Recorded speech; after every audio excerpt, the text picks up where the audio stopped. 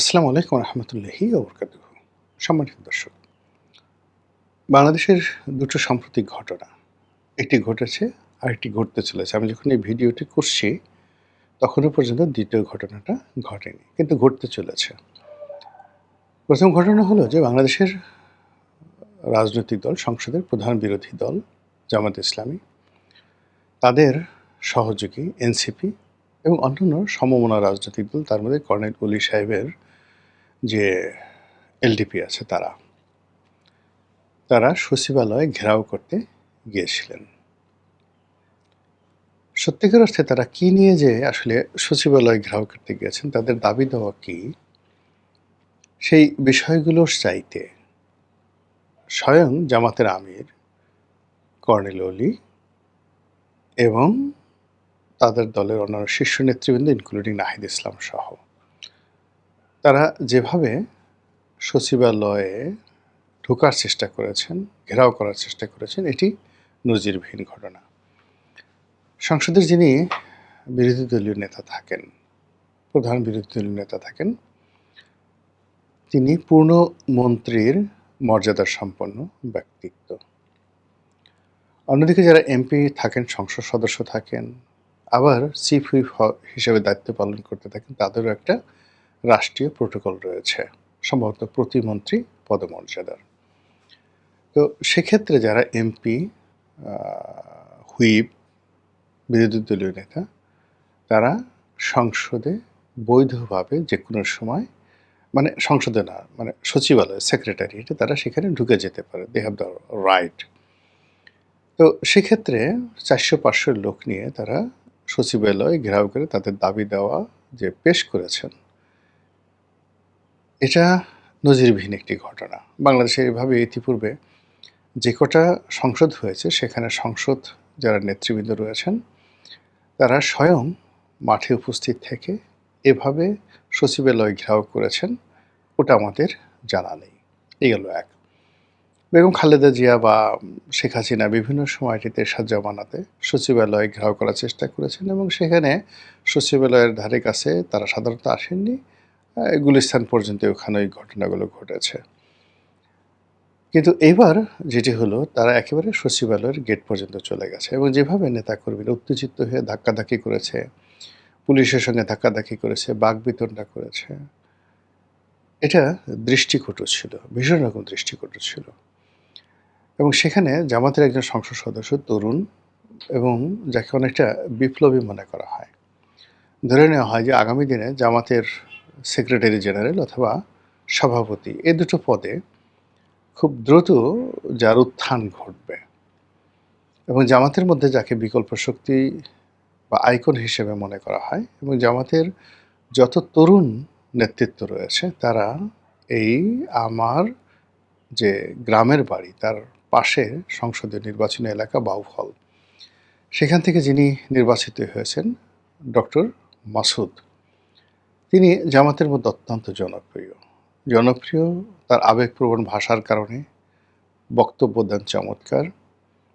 আর শেখ হাসিনার পুরো জমানাটিতে ভীষণভাবে তিনি নির্যাতিত হয়েছেন, নিগৃহীত হয়েছেন। এখন জামাতের অতি গুরুত্বপূর্ণ পদে তিনি রয়েছেন, ঢাকা মহানগরী দক্ষিণের সম্ভবত তিনি সভাপতি অথবা সেক্রেটারি, এরকম একটা পদপদবিতে তিনি আছেন, সম্ভবত আমির সেই হিসেবে আছেন। অন্যদিকে তিনি মেম্বার অফ পার্লামেন্ট হিসেবে তো আছেনই। তো তিনি, সে মাসুদ, তার তরুণ তুর্কিদেরকে নিয়ে তিনি চেষ্টা করছিলেন ব্যারিকেড ভাঙার। এবং আপনারা যারা আন্দোলন করেছেন বা আন্দোলন দেখেছেন, দেখবেন যে আন্দোলনের একটা পর্যায়ে মানুষের মধ্যে একটা জোশ এসে যায়, একটা জিহাদি মনোভাব এসে যায়। তখন অনেক সময় নিজের প্রতি নিজের কোনো যাকে বলা হয় কর্তৃত্ব থাকে না, বা নিজের প্রতি কোনো অবস্থাতেই নিয়ন্ত্রণ থাকে না। আর তরুণ হলে তো কথা নাই, বুড়া মানুষরাই লাভ দিতে চায়। তো সেক্ষেত্রে ওখানে জামাতের অনেক নেতাকর্মী, তারা হয়তো সরকারের সঙ্গে জামাতের যদি কোনো সমঝোতা থেকে থাকে, বা এই সময়টিতে যেভাবে সারা বাংলাদেশে শেখ হাসিনার দেশে ফেরা নিয়ে কথা হচ্ছে, যেভাবে তার দিল্লিতে সংবাদ সম্মেলন নিয়ে কথা হচ্ছে, যেভাবে একটা আতঙ্ক ছড়িয়ে পড়েছে, এটার বিপরীতে একটা পলিটিক্যাল প্ল্যাটফর্ম দরকার, পলিটিক্যাল পারফরম্যান্স দরকার, পলিটিক্যাল নাটক দরকার ছিল, যাতে করে মানুষ সেদিকে আকৃষ্ট হয়। এখন সেই কারণে হয়তো জামাত আর বিএনপির যে সম্পর্ক, এটিকে অনেকে আমি এবং মামুদের সম্পর্ক বলা হয়, পার্লামেন্টকে আমি এবং মামুদের পার্লামেন্ট বলা হচ্ছে, সমঝোতা রাজনীতির কথা বলা হচ্ছে, অভিনয় বলা হচ্ছে, তারপরে আরও অনেক কিছু কথাবার্তা বলা হচ্ছে। তারা দিনে এক ধরনের আচরণ করেন, রাতে এক ধরনের আচরণ করেন, এবং এখানে কখনো মনে হয় যে তারা একে অপরের বন্ধু, জাতীয় পার্টির মতো, আওয়ামী লীগের মতো তাদেরও ওরকম একটা সমঝোতামূলক সম্পর্ক রয়েছে। আবার মাঝে মধ্যে সংসদের ভিতরে বাইরে তাদের যে ওয়াকআউট হয়, তাদের যে বিতর্ক হয়, তখন আবার মনে হয় যে এদের বোধহয় সম্পর্কটা নষ্ট হয়ে গেছে। এই যে একটা ম্যাকিয়াভেলির যে একটা চাল বা চাণক্যর যে একটা নীতি, সেই নীতির যে কনফিউজিং ক্যারেক্টারিস্টিক্স রয়েছে, সেই ক্যারেক্টারিস্টিক্সের কারণে বাংলাদেশের কোনো মানুষ, ইভেন বিএনপির লোক, ইভেন জামাতের যারা সাধারণ লোক, তারা বিশ্বাস করে না। জামাতকে বিশ্বাস করছে না, বিএনপিকেও বিশ্বাস করছে না, দুটো কারণে। একটা কারণ হচ্ছে তাদের মধ্যে কি কোনো শত্রুতা আছে, নাকি তাদের মধ্যে বন্ধুত্ব আছে। তারা কি সত্যিকার অর্থে বিএনপি রাষ্ট্র চালাচ্ছে না, জামাত পেছন দিক থেকে ব্যাকফুটেছে, সাহায্য করছে। সরকার যে দেশ পরিচালনা করছে, এর মধ্যে কি সেনাবাহিনীর কোনো গুরুত্বপূর্ণ ভূমিকা রয়েছে? পাকিস্তানের মতো অসীম মনির যেভাবে গুরুত্বপূর্ণ ভূমিকা পালন করছেন, সেভাবে ওয়াকারুজ্জামানকে গুরুত্বপূর্ণ ভূমিকা পালন করছেন। অনেকে আবার বলার চেষ্টা করছেন যে এই যে বিএনপি সরকার, এটি মূলত ডক্টর মোহাম্মদ ইউনূসের একটা এক্সটেনশন ভার্সন, এবং এখানে ডক্টর মোহাম্মদ ইউনূসের অতি প্রিয়জন যারা ছিলেন, একেবারে রাইট হ্যান্ড ছিলেন, তারা কেউ কেউ এখনও সরকারের সাথে সম্পৃক্ত রয়েছেন। আর যে সকল মানুষ ঠিক বিএনপি ক্ষমতা গ্রহণ করার সঙ্গে সঙ্গে অনেকটা নাই হয়ে গিয়েছিলেন, সে সমস্ত মানুষ আবার সম্মুখ সারিতে এসে নানা রকম কথাবার্তা বলে জাতিকে ওয়াজ নসিহত করে বোঝানোর চেষ্টা করছেন যে ডক্টর মোহাম্মদ ইউনূস বা তাদের যারা লোকজন রয়েছেন, তাদের ক্ষমতা এখনও অক্ষুণ্ণ রয়েছে। অন্যদিকে ডক্টর মোহাম্মদ ইউনূস রাষ্ট্রপতি হবেন কি হবেন না, এ সকল নিয়েও নানা রকম রেটরিক চলছে, যেটাকে পলিটিক্যাল রেটরিক বলা হয়। সেই জিনিসগুলো চলছে। তারপর প্রধানমন্ত্রীর সঙ্গে তার সম্পর্ক আছে এরকম, এবং প্রধানমন্ত্রী তাকে রাষ্ট্রপতির মতো গুরুত্বপূর্ণ দায়িত্বে নিয়োগ করতে পারেন, তার একটা সিম্পটম আমরা দেখলাম। জুলাইয়ের যে অনুষ্ঠান হলো, জুলাই জাদুঘরের উদ্বোধন উপলক্ষে, সেখানে ডক্টর মোহাম্মদ ইউনূস গেলেন।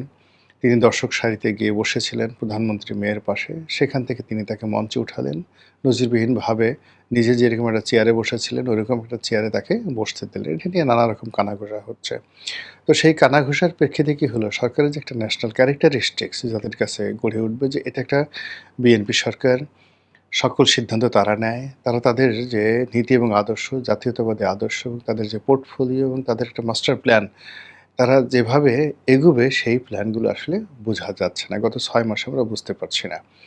এরই ধারাবাহিকতায় জামাতেরও একই অবস্থা। জামাত কি আসলে একটা বিরোধী দল? তারা কি একটা কুলহারা কলঙ্কিনী? তারা কি বিএনপির দোসর? তারা কি তলে তলে বিএনপির সহযোগী? নাকি তারা আসলে ঘোলা পানিতে মাছ শিকার করতে চাচ্ছে? নাকি তারা ভবিষ্যতে ভারতের সাথে, আওয়ামী লীগের সাথে একটা সম্পর্ক তৈরি করার চেষ্টা করছে? তারা কি একটা সত্যিকার বিরোধী দল হওয়ার চেষ্টা করছে? এরকম নানা রকম যে প্রশ্ন, সেই প্রশ্নের প্রেক্ষিতে জনগণ জামাত সম্পর্কে কোনো সিদ্ধান্ত নিতে পারছে না। এদিকে জামাতের যে সকল নেতৃবৃন্দ রয়েছেন, প্রায় সবাইকে ট্রল হয়।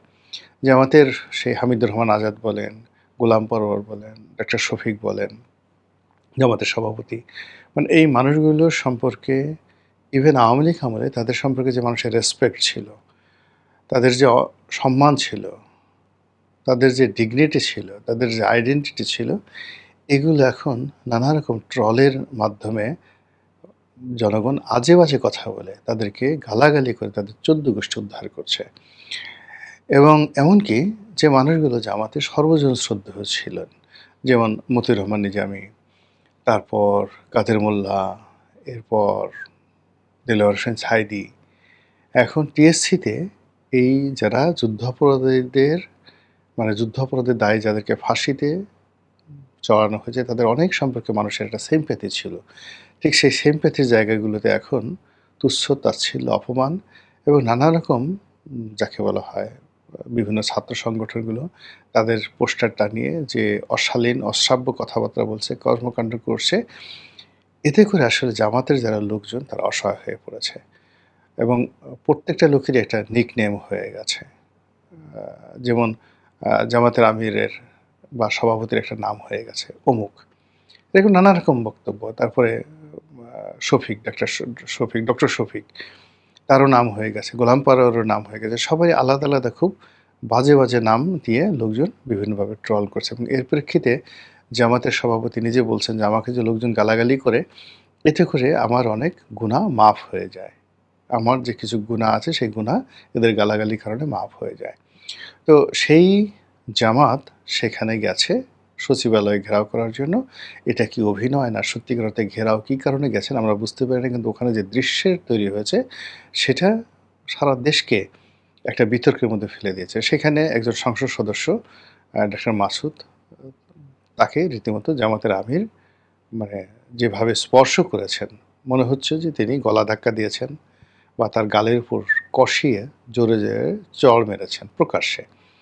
এখন এটা ক্যামেরার কারসাজি হতে পারে, বিভিন্ন রকম ঘটনা হতে পারে, এআই নির্মিত হতে পারে, হোয়াটএভার মেবি, বাট এটা রীতিমতো ভাইরাল হয়ে পড়েছে। যা কিনা এই চলমান রাজনীতিতে জামাত এবং বিএনপির যে তাদের যতটুকু এখনো পর্যন্ত স্থিতি রয়েছে, তাদের সম্পর্কের মধ্যে যে সমীকরণ রয়েছে, এটা আবার নতুন করে বিতর্ক তৈরি হয়ে গেল। এগুলো একটা ঘটনা। দ্বিতীয় ঘটনা হলো যে জনাব তারেক রহমান সাহেব তিনি হেলিকপ্টারে করে, এই প্রথম তিনি রাষ্ট্রীয় হেলিকপ্টারে করে তিনি চট্টগ্রামের ফটিকছড়িতে যাবেন। এর আগে তিনি সবসময় বাই রোডে গিয়েছেন, কিন্তু এবার তিনি হেলিকপ্টারে যাবেন। এইজন্য সেখানে ব্যাপক আয়োজন হচ্ছে। ফটিকছড়িতে যাবেন, সেখানে সেই জনাব বাবুনগরী এখন যিনি হেফাজতের সভাপতি রয়েছেন বা হেফাজতের আমির রয়েছেন, তার সঙ্গে দেখা করবেন মুহিবুল্লাহ বাবুনগরী। এবং এই মুহিবুল্লাহ বাবুনগরী এর আগে জুনায়েদ বাবুনগরী ছিলেন। তিনি আওয়ামী লীগের জমানাতে ভীষণভাবে নির্যাতিত হয়েছেন, নিপীড়িত হয়েছেন এবং একমাত্র সেই যে জুনায়েদ বাবুনগরী, তিনি আওয়ামী লীগের সঙ্গে আসলে সমঝোতা করেননি। কিন্তু তার এগেইনস্টে আল্লামা শফি সাহেব ছিলেন, আহমেদ শফি। তিনি, তার সন্তান, তার সঙ্গে হাটহাজারী মাদ্রাসার কেন্দ্রিক যে সকল হেফাজত নেতা রয়েছেন, এর বাইরে ঢাকার লালবাগ মাদ্রাসাতে যে সকল শীর্ষ হেফাজত নেতা রয়েছেন, যাদেরকে সবাই চিনে, তাদের একটা বিরাট অংশ আওয়ামী লীগপন্থী হয়ে গিয়েছিলেন হেফাজতের যে শাপলা ম্যাসাকারের পরে, এবং তারাই মূলত হেফাজতটাকে নিয়ন্ত্রণ করতেন। তো এদের সঙ্গে আওয়ামী লীগের একটা ভালো সম্পর্ক হয়ে গিয়েছিল এবং সেই সম্পর্কটা এখন আছে এবং এদের একটা বিরাট অংশ এখন গা ঢাকা দিয়ে আছেন, অনেকে চুপচাপ আছেন, অনেকে পালিয়ে আছেন। কিন্তু হেফাজতের যে অংশটি আওয়ামী লীগের সঙ্গে নেগোসিয়েশন করেনি, সেই অংশটির যিনি সভাপতি, সেই বয়স্ক মানুষ, বয়োবৃদ্ধ মানুষ, তার সঙ্গে জনাব তারেক রহমান সাহেব দেখা করতে যাচ্ছেন, দোয়া নিতে যাচ্ছেন। এই গেল একটা ঘটনা। দ্বিতীয় ঘটনা হলো যে এই বর্তমান যিনি মুহিবুল্লাহ বাবুনগরী, তিনি স্পষ্টতই জামাত বিরোধী মানুষ এবং জামাতের বিরুদ্ধে তার সাম্প্রতিক সময়ে বেশ কিছু স্ট্রং বক্তব্য সারা বাংলাদেশে বেশ ভাইরাল হয়ে পড়েছে। তো তার সঙ্গে যখন জনাব তারেক রহমান সাহেব দেখা করতে যাচ্ছেন, অ্যাজ ইট ইজ জামাতকে মোকাবেলা করার জন্য শেখ হাসিনা যেভাবে হেফাজতকে ব্যবহার করেছিলেন, যেভাবে হেফাজতের একটি অংশকে কুক্ষিগত করে তিনি নিজে কওমি জননী উপাধি নিয়েছিলেন, ঠিক একইভাবে জনাব তারেক রহমান সাহেব যদি এখানে কওমি সন্তান, কওমি পিতা এরকম কোনো উপাধি সেই ফটিকছড়িতে গিয়ে জনাব বাবুনগরীর সাথে সাক্ষাৎ করে তার দোয়া পাওয়ার উছিলায় তিনি সেখান থেকে কিছু নিয়ে আসেন, এটি আমরা আশ্চর্য হব না। কিন্তু এখানে রাজনীতির যে সমীকরণ, এখানে যাওয়ার মাধ্যমে তিনি তার দলকে একটি ইসলামপন্থী গ্রুপের সঙ্গে সম্পৃক্ত করলেন, এক। ২ নম্বর হলো তিনি জামাত বিরোধী একটি শক্তির সঙ্গে অ্যালাই করলেন এবং তাদেরকে কাছে নেওয়ার চেষ্টা করলেন জামাতকে যাকে বলে এক ধরনের মানসিক চাপে রাখার জন্য। অন্যদিকে জামাতের সাম্প্রতিক সময় আরেকটি বিরোধী গ্রুপ, তারা হলো চরমনাই পীর সাহেব। তাদের সঙ্গে সরকারের একটা সম্পর্ক ভালো হচ্ছে। ফলে আগে যেটি বললাম যে আ জামাতের সঙ্গে বিএনপির যে দাকুমরা সম্পর্ক, এটি প্রমাণ করা যাচ্ছে না। বন্ধুত্বটাও বিশ্বাস করা যাচ্ছে না। কিন্তু তলে, তলে কিছু একটা হচ্ছে, এটা নিয়ে কিন্তু সব মানুষ বলছে। তার প্রেক্ষিতে আবার এই যে বাবুনগরীর সাথে জনাব তারেক রহমান সাহেবের সাক্ষাৎ, এই সাক্ষাতের মাধ্যমে জামাতের সাথে একটা পার্মানেন্টলি ফাটল হওয়ার সম্ভাবনা দেখা দিয়েছে, অথবা বিএনপি মনে করছে যে জামাতকে বিশ্বাস করা যায় না। তারা যে কথা এবং কাজ, এটা অতীতে বিভিন্ন সময় তারা আনপ্রেডিক্টেবল ছিল। তারা এরশাদের সাথে সবার সঙ্গে খুব সহজভাবে মিশে গেছে। অর্থাৎ ১/১১, এরশাদ, বিএনপি, আওয়ামী লীগ, ইয়াহিয়া খান, টেক্কা খান, আইয়ুব খান। প্রত্যেকটা ক্ষমতাধর লোকের সাথে ইনক্লুডিং ডক্টর মোহাম্মদ ইউনূস, তারা তাদের সুসময়ের তাদের সবার সঙ্গে ভালো সম্পর্ক ছিল। আবার একটা নির্দিষ্ট সময়ের পরে তারা তাদেরকে ছেড়ে গিয়েছে। তো সেক্ষেত্রে এখন বিএনপির সাথে যদি তারা যেকোনো সময় একটা সম্পর্ক ছেদ করতে পারে, বা তারা যেকোনো সময় আওয়ামী লীগের সাথে সম্পর্ক স্থাপন করতে পারে, এই যে অবিশ্বাস, এই অবিশ্বাস থেকে হয়তো জনাব তারেক রহমান সাহেব বিকল্প একটি শক্তি। আবার অন্যদিকে চরমোনাইয়ের সাথেও তারা কিন্তু সরকার একটা বন্ধন তৈরি করতে পারছে না। বিকজ এই যে উনারা ২ ভাই, তারাও এরকম জামাতের মতো আনপ্রেডিক্টেবল। কখন প্রশংসা করবেন, কখন রাগ হয়ে যাবেন, কখন বের হয়ে যাবেন, মানে এই বিষয়গুলো সরকার নিশ্চিত হতে পারছে না। সেই তুলনায় আল্লামা এই যে বাবুনগরে যিনি আছেন, বয়স্ক মানুষ, এবং তার সঙ্গে অন্য যারা আছেন, তারা তুলনামূলকভাবে predictable, even better than Mamunul Haque. এদের চেয়ে তো অনেকটা প্রেডিক্টেবল। তো সেই ক্ষেত্রে তিনি তাদের কাছে যাচ্ছেন দোয়া নেওয়ার জন্য। এতে করে একটা পলিটিক্যাল যেমন একটা ডায়াগ্রাম তৈরি হয়ে গেল, তার সঙ্গে, সঙ্গে আবার যে সমস্যাটা তৈরি হবে সেটা হলো যে এই মুহূর্তে জঙ্গিবাদ নিয়ে, উগ্রবাদ নিয়ে, ইসলামেরদের যে এক্সট্রিম ইজম নিয়ে যে কথাবার্তা হচ্ছে, এবং ইসলামের মধ্যে যে বাংলাদেশের ৭৩টা ফ্যাকরা রয়েছে, এই ৭৩টা মতাদর্শ বা ফ্যাকরার মধ্যে এই জুনায়েদ বাবুনগরীর যে আত্মীয় এখন যিনি রয়েছেন, তো তিনি মুহিবুল্লাহ বাবুনগরী, তার যে গ্রুপটি রয়েছে সেই গ্রুপটিও কিন্তু সর্বজন স্বীকৃত নন। ইসলামিকদের মধ্যে তাদেরকে নিয়ে যথেষ্ট বিতর্ক রয়েছে।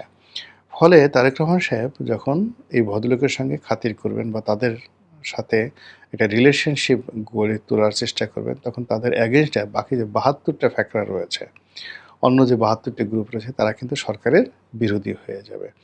অন্যদিকে এই যে একটা ইসলামিক গ্রুপের সঙ্গে তার যে দহরম মহরম, এটা বিদেশি যারা লোকজন রয়েছে, তারা বাংলাদেশে যে এই রাজনীতির সমীকরণ, রাজনীতির যে ট্রায়াঙ্গেল বা যে সমস্যাগুলো রয়েছে, এগুলো এত কিছু বোঝার চেষ্টা করবে না। তারা চেষ্টা করবে সরকার এই ইসলামিস্টদেরকে কাছে ডেকে নিয়েছে। তারা সেকুলার রাজনীতি পছন্দ করছে না। তারা জাতীয়তাবাদীর যে রাজনীতি বা গতানুগতিক ক্যাপিটালিজমের যে রাজনীতি, পশ্চিমা ধাঁচের গণতন্ত্র, ভারতীয় ধাঁচের গণতন্ত্র, এগুলোর পরিবর্তে তারা অনেকটা তালেবান, আইএস, আফগানিস্তান, পাকিস্তান, এখানে যে মডেলগুলো গড়ে উঠেছে, বিএনপিকে সেই মডেলের দিকে যাচ্ছে, এটি নিয়ে পশ্চিমা যারা রাজনৈতিক শক্তি আছে, বোদ্ধা আছে, পলিটিক্যাল অ্যানালিস্ট রয়েছে, রাষ্ট্রশক্তি রয়েছে, তারা এই সরকারকে আবার নতুন করে সন্দেহ দৃষ্টিতে দেখবে।